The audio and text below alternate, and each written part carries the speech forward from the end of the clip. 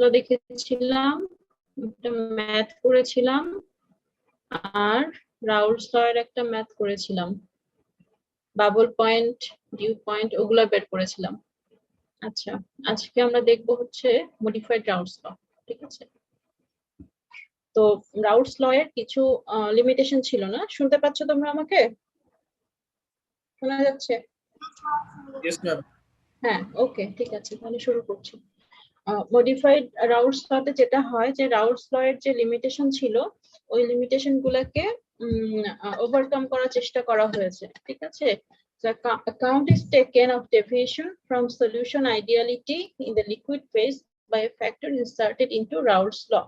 তো রাউলস ল এর লিমিটেশন কি ছিল? লিকুইড ফেজের জন্য তাকে কেমিক্যালি সিমিলার স্পেসিস হইতে হবে, আর ভ্যাপর ফেজের জন্য তাকে আইডিয়াল গ্যাস হইতে হবে, তাই তো? তো একটা ফ্যাক্টর অ্যাড করা হয়েছে, দেখো এই যে গামা আই। তো আমার এটুকু ছিল, ওয়াই আই পি ছিল লেফটে, আর রাইটে ছিল x i p i sat. তার ভেতরে একটা গামা আই ঢুকে গেছে। গামা আইটা কি? গামা আইটা হচ্ছে করে, এটাকে অ্যাক্টিভিটি কোএফিসিয়েন্ট বলে। এর আগে কি গামা আইটা তোমরা দেখেছো, কোথাও পড়েছো অ্যাক্টিভিটি কোএফিসিয়েন্ট? পড়েছো এটা? Yes ma'am. ওকে, তাহলে জানো। হ্যাঁ বলো, অ্যাক্টিভিটি কোএফিসিয়েন্টটা পড়েছো তো, এটা পরিচিত তোমাদের কাছে। আচ্ছা ঠিক আছে, এটা হচ্ছে function of temperature and composition. আচ্ছা, তো এখান থেকে হচ্ছে যদি আমার দেখো যে সেই দুইটা কেস, যখন সামেশন অফ ওয়াই আই 1 হবে তখন আমি এক্স আই এর রেসপেক্টে টোটাল প্রেসার পাবো, মাঝখানে অ্যাক্টিভিটি কোএফিসিয়েন্ট থাকবে। আর যখন আমি এক্স আই ইকুয়ালস টু 1 লিখবো তখন আমি এরকম কিছু একটা পাবো। ঠিক আছে, এভাবে করে ইকুয়েশন গুলো আবার রিরাইট করা যায়, যেটা রাউলস ল এর ক্ষেত্রে আমরা করেছিলাম। এখানে একটা এক্সাম্পল আছে এই অ্যাক্টিভিটি কোএফিসিয়েন্ট দিয়ে বা হচ্ছে তোমার মডিফাইড রাউলস ল দিয়ে। ঠিক আছে, এখানে দেখো কি বলেছে, for the system methanol methyl acetate following equation provide করছে একটা রিজনেবল করেলেশন ফর দ্য অ্যাক্টিভিটি কোএফিসিয়েন্টস। দেখো লন গামা 1 এর একটা ইকুয়েশন দিয়েছে, যেখানে এ এর ইকুয়েশনটা আবার আলাদা করে প্রোভাইড করা আছে। এটা হচ্ছে গিয়ে তোমার টেম্পারেচারের ফাংশন, আর গামা 1টা x2 এর ফাংশন। ঠিক আছে, আর গামা 2 হচ্ছে x1 আর টেম্পারেচার, এই দুইটার function. In addition the following Antoine equations দিয়েছে যাতে তুমি এই ভ্যালুগুলা বের করতে পারো। ঠিক আছে, টেম্পারেচার হচ্ছে কেলভিনে, আর ভ্যাপর প্রেসারটা কিলোপ্যাসকেলে বলে দিয়েছে ইউনিট।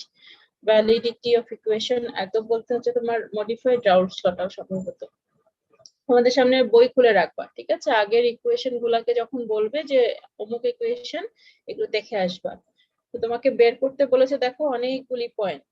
তার মানে এই অঙ্কটা করলে আমরা মোটামুটি সব ধরনের কেসের ব্যাপারটা বুঝতে পারবো যে কি কি ক্যালকুলেট করতে হয়, কিভাবে করতে হয়। এর আগেও একটা দেখেছি এরকম না।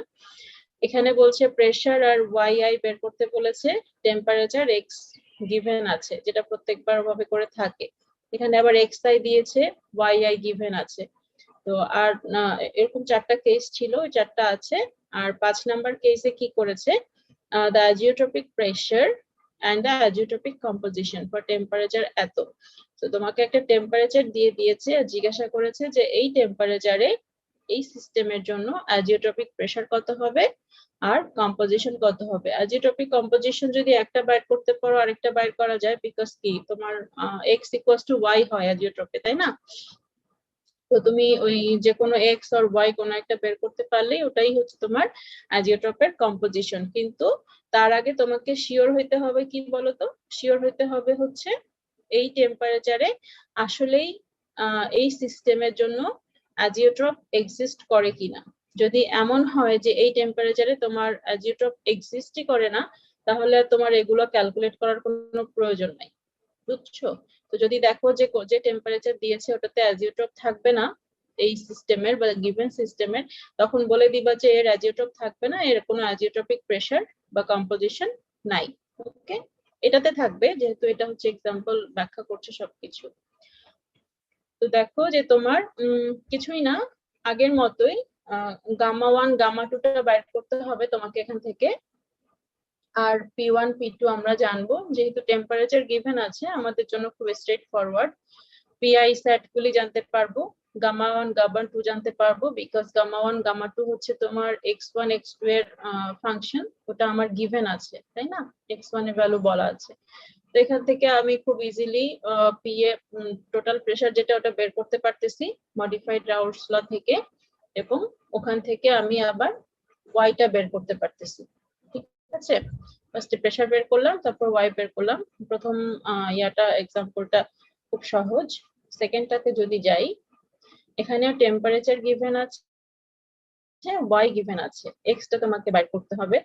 পিটা এভাবে বের করা হয়েছে, P one sat P two sat gamma one gamma two. দেখো তোমার এখানে এক্স কিন্তু গিভেন নাই, ঠিক আছে? এক্স যদি গিভেন না থাকে তুমি গামা ওয়ান গামা টু বের করতে পারবা? পারবা না। ঠিক আছে, তাহলে তোমাকে কি করতে হবে? যে জিনিসটা তুমি বের করতে পারবা না, ওটার জন্য তোমাকে ইটারেটিভ প্রসেসে যাইতেই হবে। তো এখানে ইটারেটিভ প্রসেসটা করেছে, এটা ইনিশিয়াল ভ্যালু ধরেছে দুইটার জন্য 1।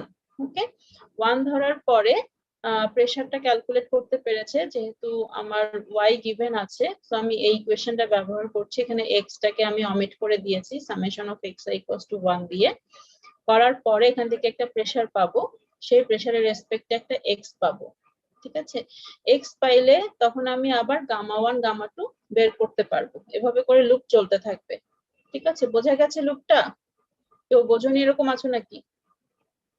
থাকার কথা না। আচ্ছা, ভালো কথা। তো এভাবে করে লুপ চালাতে থাকলে দেখো অ্যান্সারটা দেওয়া আছে, প্রেসারটা 62.89, গামা ওয়ান এত, গামা টু এত, আর x1 এর ভ্যালু পাওয়া গেছে 0.8169। দেখো গামা ওয়ান কিন্তু কাছাকাছি আছে, 1 থেকে শুরু করেছি, এখানে 1.0 সামথিং। গামা টু 1 থেকে 2 পর্যন্ত তোমাকে যাইতে হবে। তো করবা হাতে, হাতে তো করতে হবে, যখন পরীক্ষার খাতে করবা তখন ওই হাতে 4টা 5টা অ্যাটলিস্ট তোমাকে করতেই হবে। ঠিক আছে, খুব ছোট লুপ, 3টা 4টা ভ্যালু বের করলেই এনাফ। তো এটা করে তোমাকে কনভার্ট করাইতে হবে আর কি। এর ম্যাম, পরেরটাতে কি বলেছে? হ্যাঁ বলো। গামা ওয়ান গামা টু কি সবসময় ওয়ানই ধরবো? তোমার ইচ্ছা, তুমি 10ও ধরতে পারো, যেটা যেহেতু এটা ইটারেটিভ প্রসেস, ওরা জাস্ট একটা ইনিশিয়াল ভ্যালু 1 ধরে নিয়েছে, তুমি 10 থেকেও শুরু করতে পারো। কারণ গামা ওয়ান গামা টু তো বলে নাই যে 1 এর ছোট হবে বা 1 এর থেকে না, বড় মানে হবে, এটা যে অনেক কোনো সময় ভ্যালু ওই হতে লুপের পারে। ক্ষেত্রে ধরাটার ক্ষেত্রে কোনো একটা রুলস থাকে যে এটা ধরলে হচ্ছে তাড়াতাড়ি ইটারেটিভ করলে পাওয়া যাবে আর কি।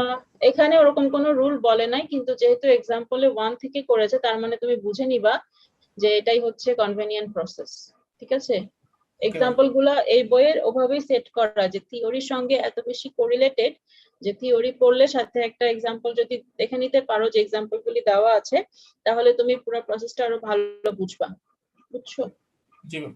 এই জন্য ওরা যেটা দিয়ে শুরু করবে তুমি তোমাকে বুঝে নিতে হবে যে ওই ভ্যালুটা সব থেকে কনভেনিয়েন্ট, ওই জন্য ওরা এটা দিয়ে ধরেছে।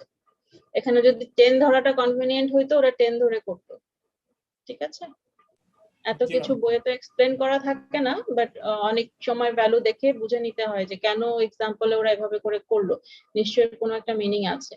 বাট নট নেসেসারিলি যে তোমাকে 1 থেকেই শুরু করতে হবে, তুমি 10 থেকে শুরু করো, 2 থেকে শুরু করো, 5 থেকে শুরু করো, কনভার্স তোমার এখানে এসেই হবে।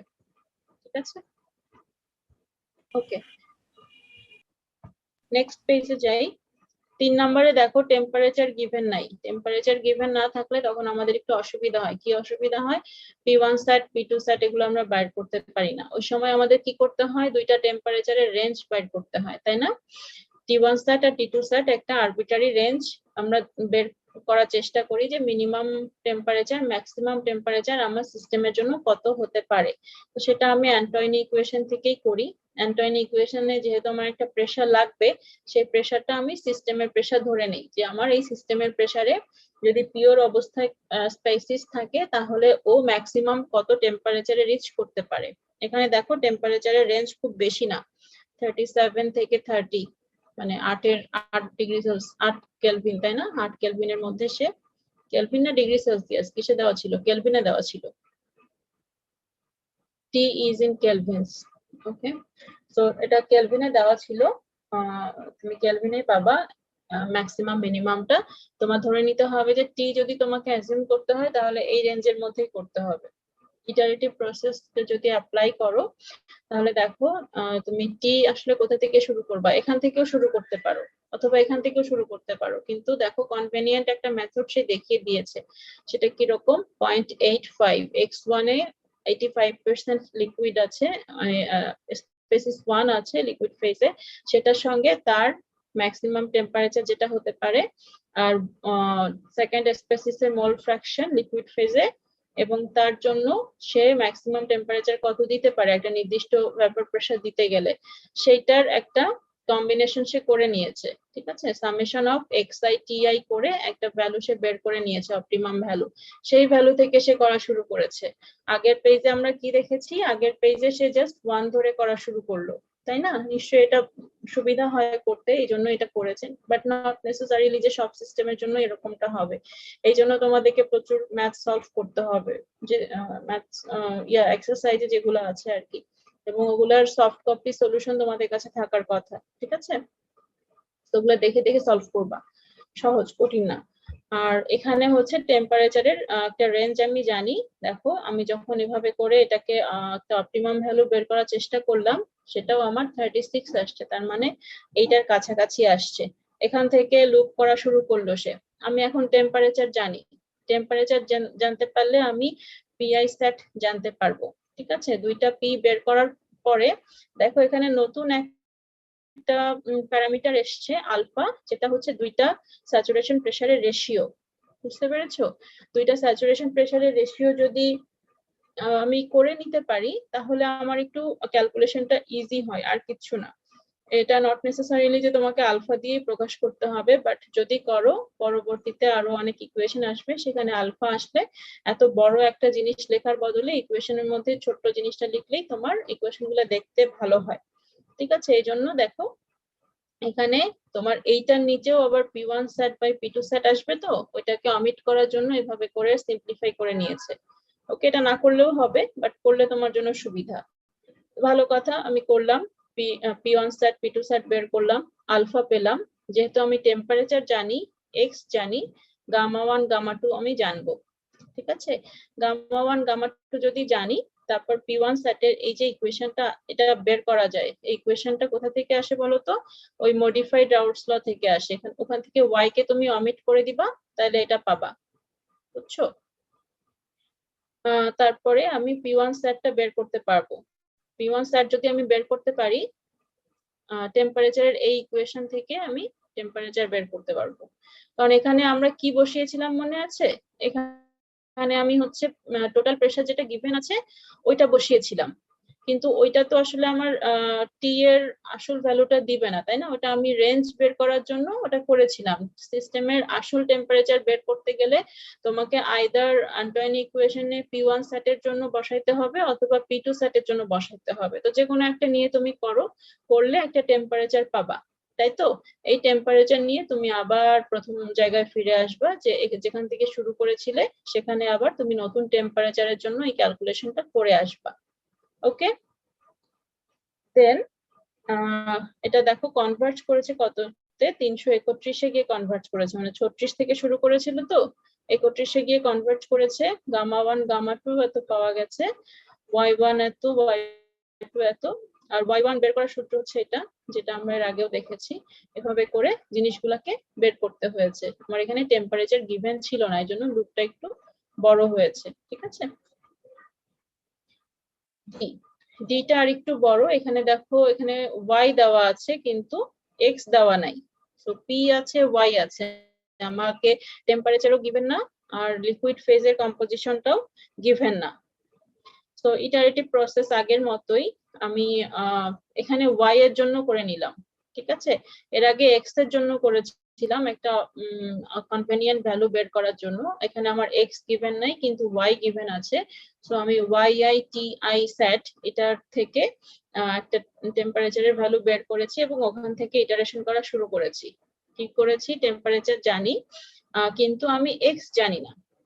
ঠিক আছে, এটা টেম্পারেচার জানলেও x জানি না বলে গামা 1 গামা 2 কিন্তু আমি জানবো না। ওকে, সো এটাকেও আমাকে করতে হবে, ধরতে হবে একটা ইনিশিয়াল ভ্যালু। সো আমাকে এখানে দুইটা ইনিশিয়াল ভ্যালু ধরে নিতে হচ্ছে, একটা টেম্পারেচার আর একটা গামা 1 গামা 2।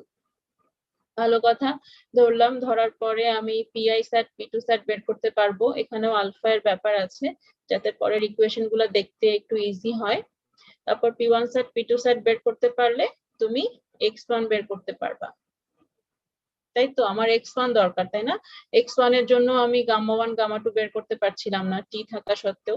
সো x1 বের করতে পারবা, করলে তুমি গামা1 গামা2 পেয়ে যাবা এই টি এর জন্য। ওকে, পি1 সেট পাবা, পি1 সেট পাইলে তুমি টি পাবা। সো এই টি আর এই গামা1 গামা2 দেখবা যে তোমার এখানে ইয়া করছে কিনা, এর সঙ্গে মিলছে কিনা। না মিলছে না, তাহলে আবার এই লুপটা চালাবা। ঠিক আছে, চালাইলে তখন তুমি কোনো একটা সময়কে কনভার্ট করলে দেখো টেম্পারেচার কত আসছে, 326 আসছে। ওকে, এটা আবার এই রেঞ্জের বাইরে চলে গেছে, তার মানে নট নেসেসারিলি যে তোমার এর মধ্যেই থাকবে। তোমার যখন বিভিন্ন রকম ল, তো রাউলস ল একরকম, মডিফাইড রাউলস ল একরকম, কোরিলেশন গুলা যখন আমরা রিয়েল লাইফে অ্যাপ্লাই করি তখন অনেক ভ্যালুই মিলে না। সো কনভার্ট করলে ডেটা গুলা এরকম আসছে। ওকে, কিন্তু ব্যাপার হচ্ছে কত কাছাকাছি মিলছে। যত কাছাকাছি মিলবে তত তোমার ওই সিস্টেমটার জন্য ওই মডেলটা বা ওই রিলেশনটা ভালো কাজ করছে, এটা বুঝতে হবে। আচ্ছা, এবার আসো অ্যাজিওট্রপ। এটা আমাদের কাছে একটু নতুন, যে অ্যাজিওট্রপটা কি করে বাইর করব। আমি অ্যাজিওট্রপ বাইর করার কিছুই না, আমরা যেরকম নরমালি প্রেসার বের করেছি, কম্পোজিশন বের করেছি এর আগের গুলা, ঠিক ওরকমই একই জিনিস। কিন্তু তোমার এখানে আগে বুঝতে হবে যে আমার অ্যাজিওট্রপ এক্সিস্ট করে কিনা। সেটা বুঝতে গেলে দেখো এখানে কি করেছে, রিলেটিভ ভোলাটিলিটি নামে একটা জিনিস নিয়ে এসেছে। এই জিনিসটার সঙ্গে পরিচয় আছে তোমাদের? পড়েছো এখনো কেউ রিলেটিভ ভোলাটিলিটি তোমরা অন্য কোনো ইয়াতে সাবজেক্টে? জি ম্যাডাম, না, এটা পড়া হয়। ম্যাথে পড়াইছিল মনে হয় হালকা পাতলা। ও, ম্যাথে পড়া হয়েছে, ভেরি গুড। হ্যাঁ, ওই একই জিনিস, এটা তো কঠিন কিছু না, জাস্ট ডেফিনিশনটাই। রিলেটিভ ভোলাটিলিটি হচ্ছে দুইটা আচ্ছা একটু দাঁড়াও, আমাকে 2 মিনিট সময় দাও, ঠিক আছে?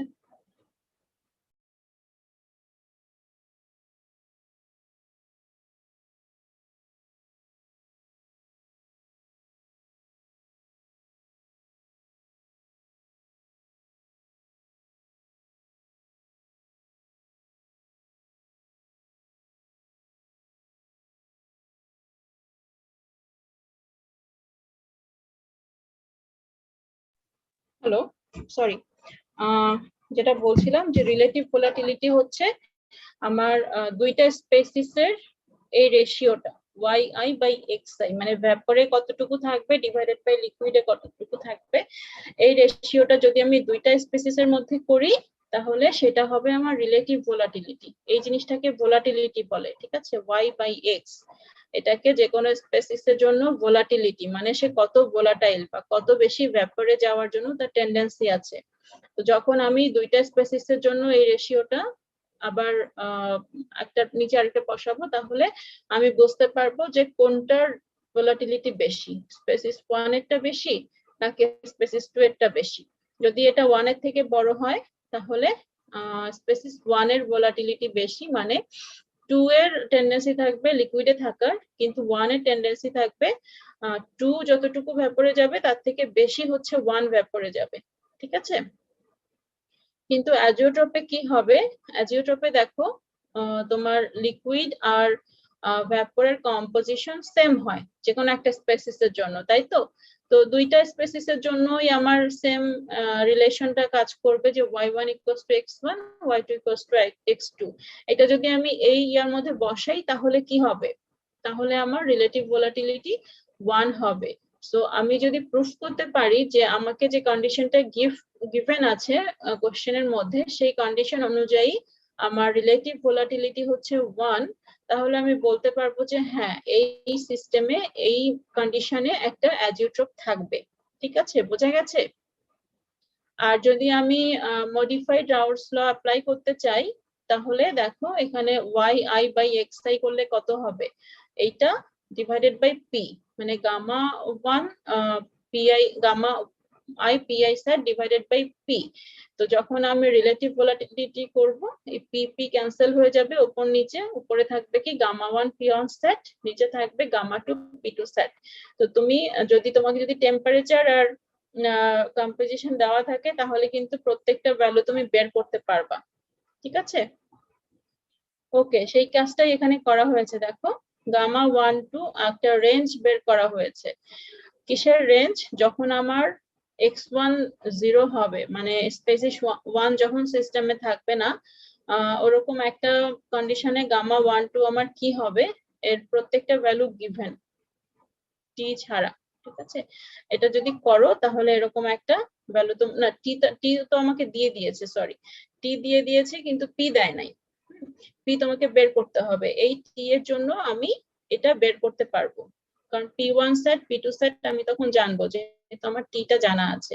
সো আলফা 1 টু x1 0 হইলে আমি একটা ভ্যালু পাচ্ছি, x1 এর ভ্যালু 1 হইলে একটা ভ্যালু পাচ্ছি। দেখো এখানে একটা প্যারাডক্স আছে যে যেখানে আমার স্পেসিস 1 নাই সেখানে আবার রিলেটিভ ভোলাটিলিটি এর ব্যাপারটা কি? আসলে ওটা রিলেটিভ ভোলাটিলিটি এর কোনো ব্যাপার নাই, ওটা হচ্ছে জাস্ট এমনি একটা ভ্যালু যে তোমার মিনিমাম ভ্যালুটা ম্যাক্সিমাম ভ্যালুটা কত হতে পারে, যে x1 তো নাই তাহলে x2 এর জন্য কি হইতে পারে। এটা নট নেসেসারিলি যে তোমাকে এভাবে চিন্তা করতে হবে আমার 1 নাই অথচ আমি রিলেটিভ একটা জিনিস বের করছি কিভাবে। এটা একটা জাস্ট প্যারামিটার বা জাস্ট একটা ভ্যালু, কিন্তু এর থেকে যদি একটু বেশি হয়, x1 ধরো x1 এর ভ্যালু 0.01 হইলো, তাহলেও কিন্তু তুমি একটা রিলেটিভ ভোলাটিলিটি পাবা। সো x1 এর মিনিমাম ভ্যালু এর জন্য আমি একটা ভ্যালু বের করি যে এর বাইরে যাবে না আমার রেঞ্জ, ঠিক আছে? আর x1 এর 1 হইলে বা 100% হইলে তখন আরেকটা ভ্যালু বের করি। এখন দেখো মজার ব্যাপার হচ্ছে রিলেটিভ ভোলাটিলিটি এর রেঞ্জ আসছে আমার কত, মিনিমাম 0.224 আর ম্যাক্সিমাম 2.052 এই সিস্টেমের জন্য এই টেম্পারেচারে। ওকে, তো তুমি দেখতেই পাচ্ছ যে এখানে এই দুইটা রেঞ্জের ভেতরে 1 ইনক্লুডেড, তাই না? 0.22 থেকে শুরু করে 1 হবে, তারপরে 2.052 হবে। তো এরকম যদি হয়, আমি কি দেখেছি একটু আগে যে অ্যাজিওট্রপ থাকবে যদি এটার ভ্যালুটা 1 হয়। তো আমি দুইটা ভ্যালু তো পেয়েছি এবং এটা একটা কন্টিনিউয়াস ফাংশন। কন্টিনিউয়াস ফাংশন মানে এই না যে আমার 0.224 আছে কিন্তু 0.225 নাই, আবার 0.324 আছে, এরকম না, কিন্তু কন্টিনিউয়াসলি একটা ফাংশন তোমার চলছে, বিকজ এক্স এর ভ্যালু হচ্ছে কন্টিনিউয়াস। 0 থেকে 1 এর মধ্যে আমি এক্স এর যে কোনো ভ্যালু ধরতে পারি, পজিটিভ ভ্যালু, ঠিক আছে? তো x1 এর যে কোনো ভ্যালু যদি আমার কন্টিনিউয়াস হয়, একটা ফাংশন হয়, অবশ্যই আলফা 1 টু একটা কন্টিনিউয়াস ফাংশন। আর কন্টিনিউয়াস ফাংশন হলেই তুমি বুঝে নিবা যে এই রেঞ্জের মধ্যে যে কোনো ভ্যালু হওয়া সম্ভব আলফা 1 2 এর জন্য। তো যেহেতু আমার 1 হওয়া সম্ভব, তাহলে ওই পয়েন্টে আমার অ্যাজিওট্রপটা এক্সিস্ট করে। ওকে, এটাতে কারো বুঝতে সমস্যা আছে? বুঝতে সমস্যা থাকলে এখনই জিজ্ঞাসা করো। আচ্ছা, যখনই তুমি বুঝতে পারলা যে অ্যাজিওট্রপটা তোমার এক্সিস্ট করছে, তাহলে তুমি এবার কোশ্চেন যেটা চেয়েছে ওটাতে যাও। তোমাকে কি বের করতে বলেছিল? প্রেসার আর কম্পোজিশন বের করতে বলেছিল, তাই তো? তো অ্যাজিওট্রপে কি হয়, আলফা 1 2 এর ভ্যালু হচ্ছে 1 হয়, আবার আলফা 1 2 আমি মডিফাইড রাউন্ডস ল থেকে এটা বের করতে পেরেছিলাম, তাই তো?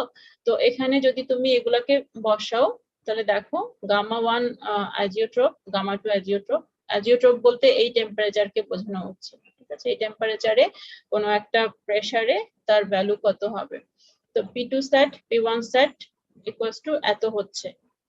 ওকে, তো এগুলা ক্যালকুলেট যদি করো, এই যে গামা 1 গামা 2 এর ইকুয়েশন গুলো গিভেন ছিল আমার কোশ্চেনে, ওটার মধ্যে এটা থেকে এটাকে মাইনাস করেছে। মাইনাস করলে দেখো কি হবে, এটা সেম, এই দুইটা ভ্যালু কিন্তু সেম দুইটা ইকুয়েশনের মধ্যে, দেখেছো? এই দুইটা তোমার কমন পড়বে, কমন পড়লে এদিক সেদিক করলে তুমি এরকম কিছু একটা পাবা ইকুয়েশন পাইলে। তখন তুমি যদি এটাকে সলভ করো তাহলে x1 অ্যাজিওট্রপ পাবা, সেখান থেকে y1 অ্যাজিওট্রপ সেম হবে। আবার এখান থেকে প্রেসার অ্যাজিওট্রপও তুমি এই ইকুয়েশন থেকে পেয়ে যাবা মডিফাইড রাউলস ল থেকে। ওকে, সো এগুলো একটু হাতে করবা ক্যালকুলেশন, হাতে না করলে অভ্যাসটা হবে না। ওকে, এই অঙ্কটা বোঝা গেছে না? কোনো সমস্যা আছে? সমস্যা না থাকলে নেক্সট পেজে যাব। আজকে কম, আজকে লেকচারের কম, ম্যাটেরিয়াল কম, তাড়াতাড়ি শেষ হয়ে যাবে। আচ্ছা, অ্যাজিওট্রপটা বুঝলাম, 5টা প্রবলেম সলভ করলাম একটা সিস্টেমের জন্য। এবার আসো কে ভ্যালু। কে ভ্যালুটা অলরেডি তোমাদের মাস ট্রান্সফারে করার কথা, পড়ানোর কথা, পড়িয়েছে কি কে ভ্যালু? 2 সপ্তাহ ক্লাস হয়ে গেছে, কেউ আছো? ইয়েস ম্যাম, পড়িয়েছে। কে ভ্যালু পড়িয়েছে, আচ্ছা তাহলে ভেরি গুড, তাহলে আমার জন্য আরো ইজি হইলো। তো সরি, কে ভ্যালু হচ্ছে একটা কনভেনিয়েন্ট মেজার। কিসের মেজার? ভেপরের কম্পোজিশন ডিভাইডেড বাই লিকুইডের কম্পোজিশন। তো এটা দিয়ে লাইটনেস বোঝানো যায়। লাইটনেস মানে হচ্ছে ভেপর ফেজে কত বেশি যাবে আর কি, ঠিক আছে, of its tendency to favour the vapour phase. Vapour ফেজকে সে কত সমৃদ্ধ করতে পারে, ঠিক আছে, সেটাকে কে দিয়ে বোঝানো যায়। যখন কে এর ভ্যালু হচ্ছে greater than unity species i, তখন এক্সিবিট করবে একটা higher concentration in the vapour phase. Obviously তাই, যেটা বললাম একটু আগে, যখন কম হবে, একের থেকে কম হলে কি হবে, হায়ার কনসেন্ট্রেশন থাকবে কোথায়? লিকুইড ফেজে, এবং এটাকে কনসিডার করা হবে হেভি কনস্টিটিউয়েন্ট হিসেবে। সো কে এর ভ্যালু একের থেকে বড় না ছোট, সেটা দিয়েও আমরা লাইট কনস্টিটিউয়েন্ট আর হেভি কনস্টিটিউয়েন্ট এটার একটা ক্যাটাগরাইজেশন করতে পারি ইনিশিয়ালি, ঠিক আছে। ওকে, এবার দেখো কে ভ্যালু থেকে আমি কিভাবে রাউলস ল, মডিফাইড রাউলস ল, এগুলার ইকুয়েশন কিভাবে আবার লিখতে পারি। এই যে K I equals to P I sat by P লিখতে পারি, ঠিক আছে। কেন? কারণ হচ্ছে যে রাউলস লটা আমার এরকম ছিল, y i by x i যদি করি আমি এপাশে এনে, তাহলে পিটা আমার এপাশে গেলে p I sat by p হবে। মডিফাইড রাউলস লতে কি হবে? পি আই সেটের সঙ্গে একটা গামা আই যুক্ত হবে। ওকে, আর এই ইকুয়েশন অনুযায়ী তোমার যেহেতু yi equals to 1 summation of, তাহলে এটাকে আমরা এভাবে লিখতে পারি ki xi equals to 1, ঠিক আছে। এর আগে কি ছিল যে শুধুমাত্র xi সামেশন করলে 1 পাই, কিন্তু এখন এই k ভ্যালু আসার পরে আমরা যদি yi কে রাখি, স্পেসিফাই করে দেই, তাহলে ki xi আমার 1 হবে। আর যদি xi কে আমি অমিট করতে চাই, তাহলে yi বাই ki এর ভ্যালুটা 1 হবে, সামেশনটা। ওকে, এই যে চার্ট গুলি তোমরা দেখেছো অলরেডি, কি বলে এগুলোকে? কি মনোগ্রাম বলে নাকি? আচ্ছা, যাই হোক, কে ভ্যালু হচ্ছে লাইট হাইড্রোকার্বনের জন্য গিভেন আছে, এবং এটা হচ্ছে লো টেম্পারেচার রেঞ্জের জন্য। দেখো এখানে প্রেসার কত আছে বলো তো? 14.7 থেকে 800, ঠিক আছে, মানে 1 অ্যাটমসফেরিক প্রেসার থেকে তোমার প্রায় 800 psi অ্যাবসলিউট প্রেসার ওই পর্যন্ত দেওয়া আছে। তার মানে প্রেসারের রেঞ্জটা হিউজ।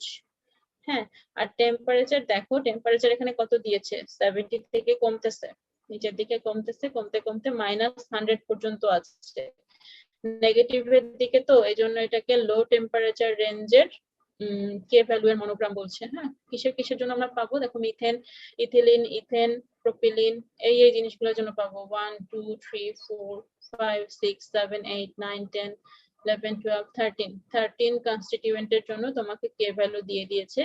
খুবই খুবই কনভেনিয়েন্ট একটা চার্ট, এটা ম্যাথ করতে খুব কাজে লাগে আর কি, যদি এর মধ্যে পড়ে সিস্টেমটা, ঠিক আছে। তাহলে এটা কিভাবে ইউজ করতে হয় সেটাও তোমরা জানো।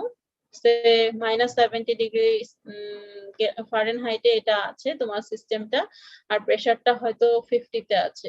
তো এই দুইটা পয়েন্টকে যদি তুমি অ্যাড করো, তাহলে মাঝখানে যে পয়েন্টটাতে ছেদ করবে, এই যে লাইনগুলা মনোগ্রাম, যেটাতে ছেদ করবে, ওইটাই হচ্ছে ওই কনস্টিটিউয়েন্টের জন্য তোমার কে ভ্যালু, ঠিক আছে। এটা তো তোমরা জানো। আরেকটা আছে, সেটা হচ্ছে এটাকে হাই টেম্পারেচার রেঞ্জ বলে। ওকে, এখানে কত আছে দেখো, 20 থেকে শুরু করে 400 পর্যন্ত আছে। ওকে, আগেটাতে কত ছিল? -100 পর্যন্ত ছিল, আর এখানে 20 থেকে 400 পর্যন্ত দিয়েছে। প্রেসারের রেঞ্জটা ওরকম 700 800 ওরকম আছে, ঠিক আছে। এটাকে হাই টেম্পারেচারের কে ভ্যালু এর চার্ট বলছে। আচ্ছা, এটাই একটা এক্সাম্পল দিয়েছে। দেখো, এত দিন ধরে আমরা কি দেখেছি? বাইনারি মিক্সচার দেখেছি, তাই না? বাইনারি মিক্সচারের প্রবলেম গুলি সলভ করেছি আমরা রাউলস ল, মডিফাইড রাউলস ল দিয়ে। কিন্তু এখানে দেখো মিক্সচার আছে মিথেন, ইথেন, প্রোপেন, তিনটা জিনিসের মিক্সচার আছে। এই তিনটা জিনিসের মিক্সচার নিয়ে যদি তুমি রাউলস ল বা মডিফাইড রাউলস ল ইউজ করতে যাও, তাহলে তোমার সেই প্রবলেম এত বড় হবে যে মোটামুটি হাতে করাটা খুব মানে একটু সাংঘাতিক রকমের লেবোরিয়াস জব হয়ে যাবে ওটা, ঠিক আছে? কিন্তু তুমি যদি কে ভ্যালু ইউজ করো তাহলে চার্টের দিকে তাকাও, কত ইজি, দেখেছো? তাহলে এটা কি বলছে দেখি, একটা মিক্সচার আছে এই তিনটা জিনিসের, সেখানে মোল পার্সেন্ট গুলি তোমাকে দিয়ে দিয়েছে, কিন্তু বলে নাই যে এটা কোন মোল পার্সেন্ট, মানে তোমার লিকুইড ফেজের নাকি ভ্যাপর ফেজের সেটা কিন্তু বলে নাই, তোমাকে বুঝে নিতে হবে। কিভাবে বুঝে নিবা তুমি? এই যে এখানে দেখো ডিউ পয়েন্ট, বাবল পয়েন্টের কথা বলা আছে। তো যখন আমার ডিউ পয়েন্টটা বের করতে হবে তাহলে কি হয়, ভ্যাপর থেকে ডিউ হয়, তাই না? তার মানে তুমি ওয়াই, এগুলো হবে তখন তোমার ওয়াই। আর যখন বাবল পয়েন্টটা তোমাকে বের করতে হবে, বাবল পয়েন্টের প্রেসার টেম্পারেচার, তখন তোমার এই মোল ফ্র্যাকশন কোনগুলি হবে, সেগুলি হবে এক্স, কারণ লিকুইড থেকে বাবল হয়, লিকুইড থেকে বাবল হয়ে তারপর গ্যাস হবে, এখনো হয়নি। তো লিকুইড ফেজেরটা আমি জানবো, ঠিক আছে? এটা একটু মাথায় রাখবা, পরীক্ষার হলে চিল্লাপাল্লা করবা না যে এটা ভ্যাপরের না লিকুইডের, এটা বলা নাই, এটা বুঝে নিতে হবে। এটা একটু ইজি, কারণ হচ্ছে যে আমাকে টেম্পারেচারটা গিভেন আছে, প্রেসারটা বাইর করতে হবে, ঠিক আছে? এখন দেখো কে ভ্যালু এর জন্য আগে যে ফিগার দেখিয়েছে ওই ফিগার থেকে তুমি কে ভ্যালুটা নিতে পারবা। যখন হচ্ছে system is at its dew point, only an insignificant amount of liquid is present and a given mole fraction are values of yi, যেটা আমি একটু আগে বলে দিলাম, এটা না বোঝার কোনো কারণ থাকার কথা না। তারপরে যদি কেউ না বুঝে থাকো এখনো পর্যন্ত, আজকে লাস্ট ক্লাস এই চ্যাপ্টারের, জিজ্ঞাসা করতে পারো যে কখন yi হবে কখন xi হবে, তুমি বুঝতে পারছো না, এটা জিজ্ঞাসা করবো আমাকে। For the given temperature, the K values depend on the choice of pressure, and by trial we find the value for which is equation is satisfied হবে, মানে যে এগুলি satisfied হবে আর কি। Results of for several values of P এখানে দেওয়া আছে, দেখো ফার্স্ট ফেজ এর জন্য স্পেসিস লিখেছি আমি, টেবিল আকারে এটা করলে সুবিধা হয়, বিকজ তিনটা স্পেসিস আছে আমার, yi গুলা গিভেন আছে ফার্স্টে, দেখেছো? 10, 20, 70 yi given আছে। এখন p যদি আমি 100 psi এ ধরি তাহলে কি হয়, p 100 psi এ ধরে আমি এটাকে সলভ করার চেষ্টা করছি 50 ডিগ্রি ফারেনহাইটে। দেখে আসি 50 ডিগ্রি ফারেনহাইট কোথায় আছে, এখানে 40 আছে, 60 আছে, 50 এখানে কোথাও পড়বে। আর প্রেসারটা হচ্ছে আমি 100 ধরেছি না, তার মানে তোমার এই যে এখানে যাবে, এরকম একটা লাইন পাবো। ওকে, এরকম একটা লাইন পাইলে আমি এই যে জায়গাগুলোতে আমার দেওয়া আছে মিথেন, ইথেন, প্রোপেন, এগুলা যেখানে যেখানে ছেদ করবে এগুলা তুমি ডেটা রিড করবা, রিড করলে দেখো এরকম কিছু একটা হবে। এখন আমার এই যে ইকুয়েশনটা বলেছে ওটা হচ্ছে ki equals to yi by xi, যদি সামেশন অফ xi আমি উঠায় দেই তাহলে এটা এরকম হয়, তুমি y জানো কে জানো এই প্রেসারের জন্য, ঠিক আছে? সো yi বাই ki বের করতে পারবা, বের করে এটাকে সামেশন করে দেখলা যে এটা 1 হইল না, অথচ এর কি হওয়ার কথা, 1 হওয়ার কথা।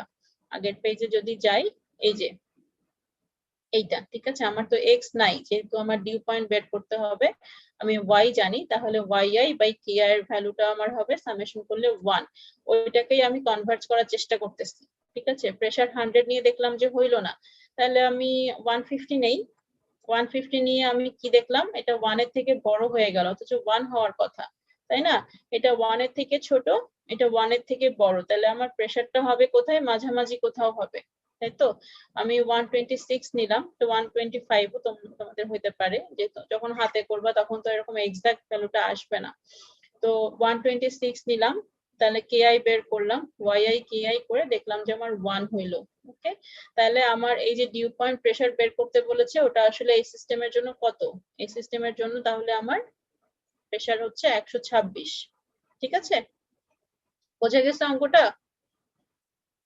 বুঝতে পারার কথা, যেহেতু ম্যাথ ট্রান্সফার 1 হচ্ছে তোমরা পড়তেছো, এগুলো অলরেডি পড়ার কথা, সেগুলো খুব ইজি। আর কে ভ্যালু করেলেশনের সেকেন্ডটা ছিল বাবল পয়েন্ট, তাহলে বাবল পয়েন্টে আমি ওগুলাকে এক্স ধরতেছি, ঠিক আছে? এখানেও বলা আছে তাই, system almost completely condensed, it is at its bubble point, আর given mole fraction become the values of xi. In this case we find by trial the value of pressure for which k value satisfy করবে এই ইকুয়েশনটাকে। ওকে, তো দেখো এখানে pressure ধরেছে 380, এগুলা হচ্ছে random এসছে, ওকে, তো তোমাকে যদি দেওয়া হয় এরকম টাইপেরই ম্যাথ দেওয়া হবে এবং তোমার এই প্রেসার গুলো তখন জানতে হবে, তা না হলে হঠাৎ করে আন্দাজে তুমি বের করতে পারবে না, বুঝছো? ইকুয়েশন গুলো তো একেবারে ছোট না, তো এই জন্য প্র্যাকটিসটা দরকার। ওকে, যাতে তোমাদের এই ভ্যালুগুলা পরিচিত থাকে। আচ্ছা, ভালো কথা। স্পেসিস আছে, এক্সআই আছে, আমি কেআই বের করতে পারি কারণ প্রেসার ধরে নিচ্ছি 380 আর টেম্পারেচারটা আমি জানি। সো এরকম করে করে আমি দেখলাম যে এখানে কনভার্ট করছে না, করলো কততে গিয়ে 385 গিয়ে আমার কনভার্ট করলো। ঠিক আছে, এভাবে করে করেও এই ম্যাথগুলি করা যায় এবং সেটা 3টা স্পেসিসের জন্য, 2টার জন্য না। আচ্ছা, ভালো কথা। এবার আমার লাস্ট টপিক, এটাও খুব সহজ। এটা তোমরা অলরেডি ম্যাথ ট্রান্সফার 1-এ পড়ার কথা। ফ্লাশ কি শুরু হয়েছে ম্যাথ ট্রান্সফার 1-এ? আছো কেউ? Yes, ma'am. আচ্ছা, ফ্লাশ করেছো তাহলে তাহলে তোমরা জানো যে এফ মোলের একটা ফিড ঢোকে, তার কম্পোজিশন থাকে কত, জেড। তারপর ফ্লাশটা কেন হয়? ফ্লাশটা হয় যে আমার প্রেসারটা হঠাৎ করে রিডিউসড হয় এবং তার ফলে কি হয়, প্রেসারটা হঠাৎ করে রিডিউসড হলে ওই যে স্যাচুরেটেড কন্ডিশনে যে ফিডটা ছিল ওখান থেকে খানিকটা আমার ভ্যাপরে চলে যায় আর খানিকটা হচ্ছে বাকিটা হেভি কনস্টিটিউয়েন্ট গুলি আমার লিকুইডে থেকে যায়, মানে ওয়ান স্টেজে আমি সেপারেশন পাই আর কি। ঠিক আছে, ওটা হচ্ছে ফ্লাশ। তো ফ্লাশ হয় বা হঠাৎ করে হয় বলে এটার নাম এরকম। A liquid at a pressure equal to or greater than its bubble point pressure. তার মানে তোমার যে সিস্টেমটা আছে ওই সিস্টেমের প্রেসারটা কেমন হতে হবে? খুব কম হলে কিন্তু হবে না, তাহলে সে ফ্লাশ করবে না। প্রেসারটা হইতে হবে বাবল পয়েন্ট প্রেসারের সমান অথবা বেশি। বাবল পয়েন্ট কোনটা ছিল? বাবল পয়েন্ট ছিল আমার লিকুইড থেকে স্যাচুরেটেড লিকুইডের ওই লাইনটাই ছিল বাবল পয়েন্ট লাইন। ঠিক আছে, তার মানে আমার স্যাচুরেটেড লিকুইডের ফিড হইতে হবে। ফিডের কন্ডিশন কি? Saturated liquid. ওটাকে যদি আমি ফ্লাশ করি তাহলে পার্শিয়ালি এভাপোরেট করবে ওই সিস্টেমে, তখন কি হবে, প্রেসারটা রিডিউসড হবে। প্রেসারটা রিডিউসড হইলে একটা টু ফেজ সিস্টেমের মধ্যে আসবে, ভ্যাপর ফেজ আর লিকুইড ফেজ, যেটা ইকুইলিব্রিয়ামে থাকবে। ঠিক আছে, থার্মোডাইনামিক্স অনুযায়ী আমরা এটা শিখেছি। তো consider a system containing 1 mole of non reacting chemical species. 1 mole হচ্ছে আমার বেসিস। ঠিক আছে, 1 mole নিয়ে আমি কাজ করছি। তার মানে দেখো এফ হচ্ছে আমার 1। এই ম্যাটেরিয়াল ব্যালেন্স অলরেডি দেখেছো, এজন্য আমি আর বেশি করছি না, বেশি অত এক্সপ্লেন করছি না। So F equals to liquid আর vapour. Okay, so L plus V হচ্ছে আমার 1।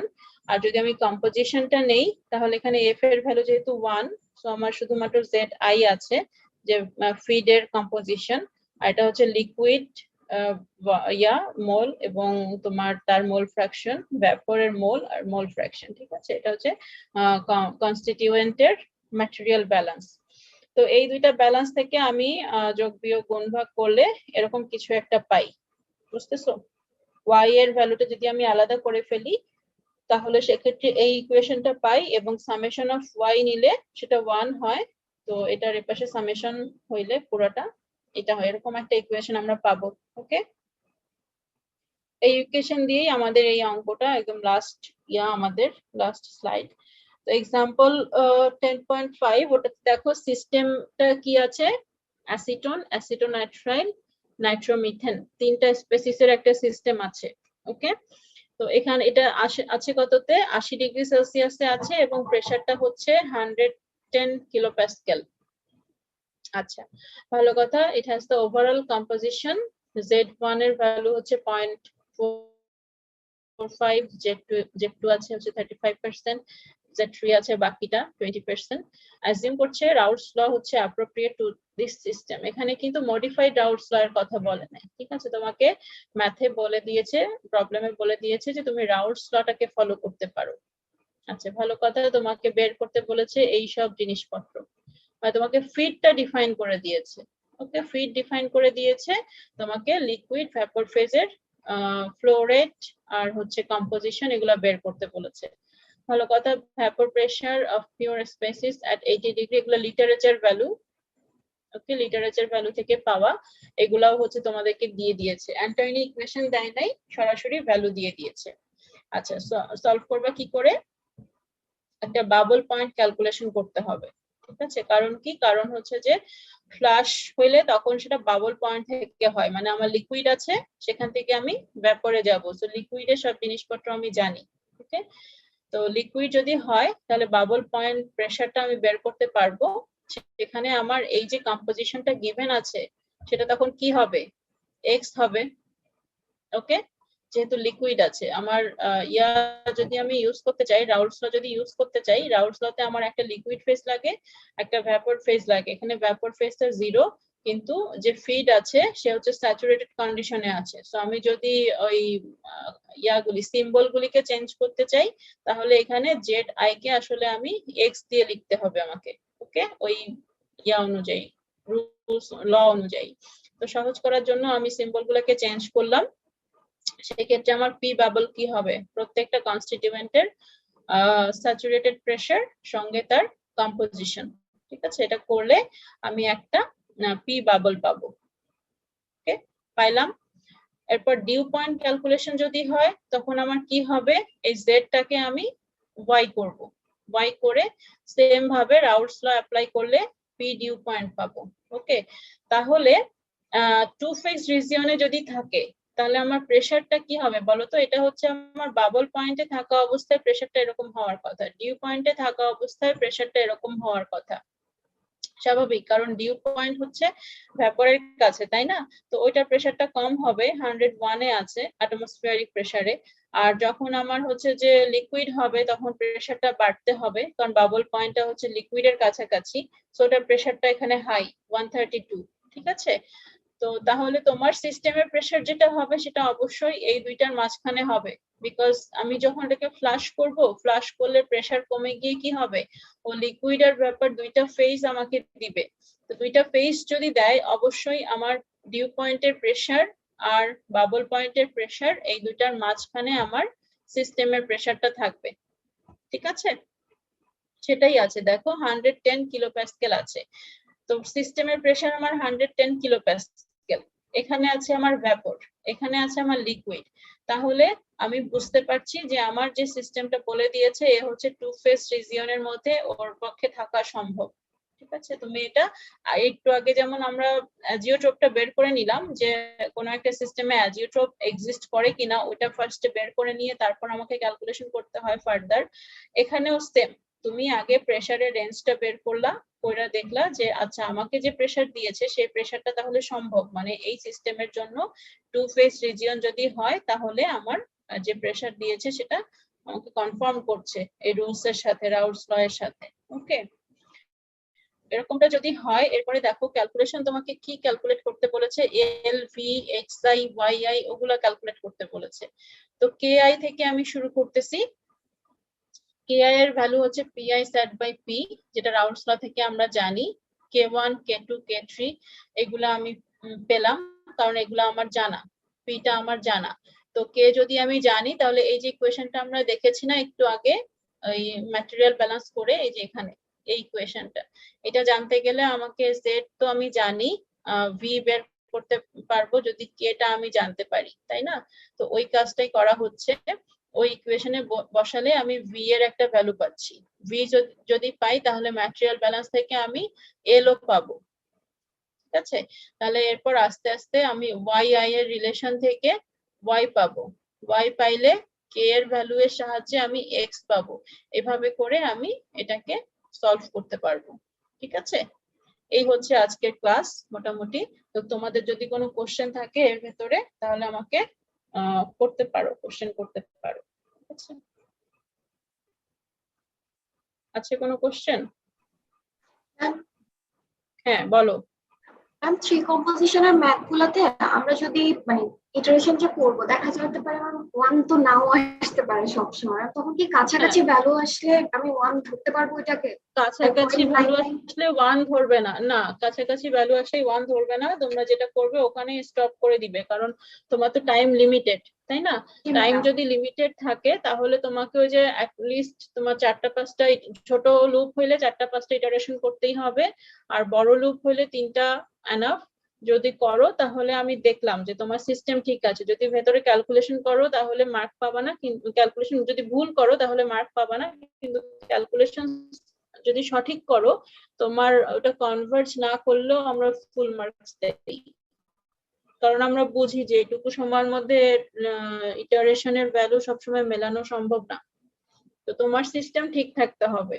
বুয়েটের নিয়ম হচ্ছে তুমি সিস্টেম যদি ঠিক রাখতে পারো তুমি ফুল মার্কস ডিজার্ভ করো, ওকে ম্যাম। ঠিক আছে? মিলতেই হবে এমন কোনো কথা নাই, কিন্তু অধিকাংশ ম্যাথ ইটারেশনের ম্যাথ আমরা এরকম ভাবে দেই যে ওটা মেলার কথা। 4টা 5টা 6টা ম্যাক্সিমাম যাবে, যত দেখবা যে কাছাকাছি চলে যাচ্ছে তত তুমি ওটাকে চেষ্টা করবা কনভার্ট করে তারপর ম্যাথ শেষ করার জন্য। আর যদি অনেক দূর দিয়ে চলে যায় তাহলে তো আর কিছু করার নাই, তাহলে তো তোমার ওইটুকু সময়ের মধ্যে মিলবে না, বুঝতেছো? এই জন্য মিনিমাম কতগুলো লুপ চালায়া তারপর তোমাকে বলতে হবে যে আচ্ছা এটা তো এভাবে করলে কনভার্ট করবে। কিন্তু নর্মালি কি হয় জানো তো, ওরকম যদি হয় যে অনেক দূর দিয়ে যাচ্ছে তাহলে ওই ম্যাথ গুলো আসলে ভুল হয়, মানে ছাত্ররা কোথাও না কোথাও ভুল করে। আমরা এমন ভাবে ম্যাথ সেট করি যে তোমার পরীক্ষার হলে ওইটুকু সময়ের মধ্যে বসে ওটা মেলানো ওকে সম্ভব, বুঝতেছো? ওপেন এন্ডেড কোশ্চেন আমরা সাধারণত দিই না, তো এটা তোমাকে বুঝে নিতে হবে। আর কোনো কোশ্চেন আছে? আচ্ছা তাহলে রোল কলটা করি তাহলে এখন।